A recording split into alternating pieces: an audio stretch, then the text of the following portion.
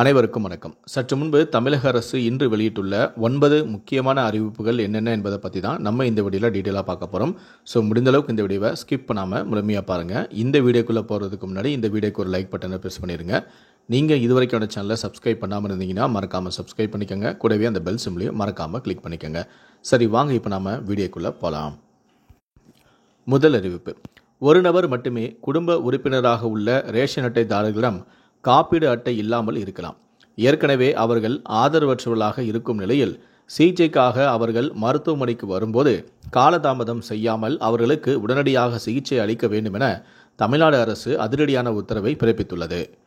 இரண்டாவது அறிவிப்பு: பௌர்ணமி, வார இறுதி நாட்களை முன்னிட்டு சிறப்பு பேருந்துகள் இயக்கப்படும் என போக்குவரத்து கழகம் அறிவித்துள்ளது.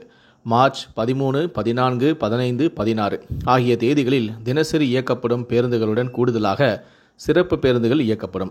மார்ச் 13 பௌர்ணமியை ஒட்டி சென்னையிலிருந்து திருவண்ணாமலைக்கு 350 சிறப்பு பேருந்துகளும், கீழம்பாக்கத்திலிருந்து மார்ச் 14 270 பேருந்துகளும், 15ஆம் தேதி 275 பேருந்துகளும் இயக்க திட்டமிடப்பட்டும் உள்ளது. மூன்றாவது அறிவிப்பு: பாலியல் குற்றங்களில் ஈடுபட்ட 23 பேரை பணியிலிருந்து நீக்கி அமைச்சரான அன்பில் மகேஷ் ஆணை பிறப்பித்திருக்கிறார். பல்வேறு மாவட்டங்களில் பணியாற்றும் ஆசிரியர்கள், ஆசிரியர் அல்லாத 23 பேர் பணியிலிருந்து நீக்கியுள்ளார். 46 பேர் மீது விசாரணை நடைபெற்று வந்த நிலையில் 23 பேர் மீது குற்றங்கள் நிரூபணமானதால் இந்த அதிரடியான நடவடிக்கை எடுக்கப்பட்டுள்ளது. நான்காவது அறிவிப்பு: பேருந்துகளில் 100 கிலோமீட்டர் வரை 25 கிலோ வரையிலான பொருட்களை சுய உதவிக்குழு பெண்கள் கட்டணமின்றி எடுத்து செல்லலாம் என்று போக்குவரத்து துறை அறிவித்துள்ளது. சுய உதவிக்குழு அடையாள அட்டை வைத்திருக்கும் மகளிருக்கு பேருந்துகளில் கட்டணமில்லா சுமை பயணச்சீட்டு வழங்கப்படும் எனவும், எளிதில் தீப்பற்றக்கூடிய பொருட்கள், ஆட்சேபனைக்குரிய பொருட்கள், பேருந்தில் மற்ற பயணிகளுக்கு இடையிலாக உள்ள பொருட்களை கொண்டு செல்லக்கூடாது எனவும் அறிவுறுத்தப்பட்டுள்ளது. ஐந்தாவது அறிவிப்பு: 12ஆம் தேதி தென் தமிழகத்தில் ஒரு சில இடங்களிலும், வட தமிழகத்தில் ஓரிரு இடங்களிலும், புதுவை மற்றும் காரைக்கால் பகுதிகளிலும் இடிமின்னுடன் கூடிய லேசான முதல் மிதமான மழை பெய்யக்கூடும். கன்னியாகுமரி, திருநெல்வேலி மற்றும் தூத்துக்குடி மாவட்டங்களில் ஓரிரு இடங்களில் கனமழை பெய்ய வாய்ப்புள்ளது. 13ஆம் தேதி தமிழகம், புதுவை மற்றும் காரைக்கால் பகுதிகளில் ஓரிரு இடங்களில் லேசான முதல் மிதமான மழை பெய்யக்கூடும்.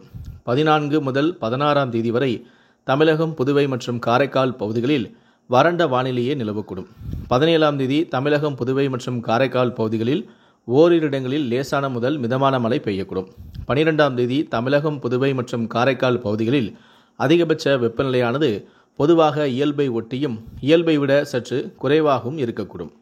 ஆறாவது அறிவிப்பு: தமிழக அரசு பள்ளிகளுக்கான இணைய சேவை கட்டணத்தை அந்தந்த ஊராட்சி அமைப்புகளே செலுத்த வேண்டும் என்று தமிழ்நாடு அரசு உத்தரவளித்துள்ளது.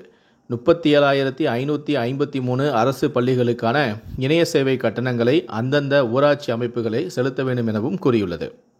ஏழாவது அறிவிப்பு: தமிழக ஆதி திராவிட வீட்டு வசதி மற்றும் மேம்பாட்டுக் கழகம் மூலமாக 10ஆம் வகுப்பு மற்றும் 12ஆம் வகுப்பில் தேர்ச்சி பெற்ற ஆதி திராவிட மற்றும் பழங்குடியின மாணவ மாணவிகளுக்கு ஹோட்டல் மேனேஜ்மெண்ட் கேட்டரிங் டெக்னாலஜி இன்ஸ்டிடியூட்டில் இளங்கலை அறிவியல் பட்டப்படிப்பு மற்றும் பட்டாய படிப்புகள் சேர்ந்து படிக்க விண்ணப்பங்கள் வரவேற்கப்படுகிறது. இந்த பயிற்சி நிறுவனத்தில் சேருவதற்கு தாட்கோ இணையதளம் என்ற முகவரியில் பதிவு செய்து நீங்கள் இதனை பயன்பெறலாம். எட்டாவது அறிவிப்பு: சென்னை தூத்துக்குடி, தூத்துக்குடி டு சென்னை இடையே இயக்கப்படும் 8 விமானங்கள் வரும் 30ஆம் தேதி முதல் 12 விமானங்களாக அதிகரிக்கப்படுகிறது. அதேபோல சென்னை திருச்சி, திருச்சி டு சென்னை இடையே இயக்கப்படும் 14 விமானங்களும் வரும் 22ஆம் தேதி முதல் 16 விமானங்களாக அதிகரிக்கப்படுகிறது. கடைசியாக 9வது அறிவிப்பு: தொழில் முனைவோருக்கான சாட் ஜிபிடி பயிற்சியானது வரும் 15/3/2025ஆம் தேதி சென்னையில் உள்ள தொழில் முனைவோர் மேம்பாடு மற்றும் புத்தாக்க நிறுவனத்தில் நடைபெற இருக்கிறது. இந்த 9 அறிவிப்புகளை பற்றிய உங்களுடைய கருத்துக்கள் என்ன அப்படிங்கிறத கீழே இருக்கக்கூடிய கமெண்ட் செக்ஷனில் மறக்காமல் சொல்லுங்கள். முடிந்தளவுக்கு இந்த வீடியோவை மற்றவங்களுக்கும் ஷேர் பண்ணுங்கள். மேலும் இது போன்ற பல வீடியோக்களை பார்க்குறோம் அப்படின்னு நினச்சிங்கன்னா மறக்காமல் சேனலை சப்ஸ்கிரைப் பண்ணுங்கள். நன்றி, வணக்கம்.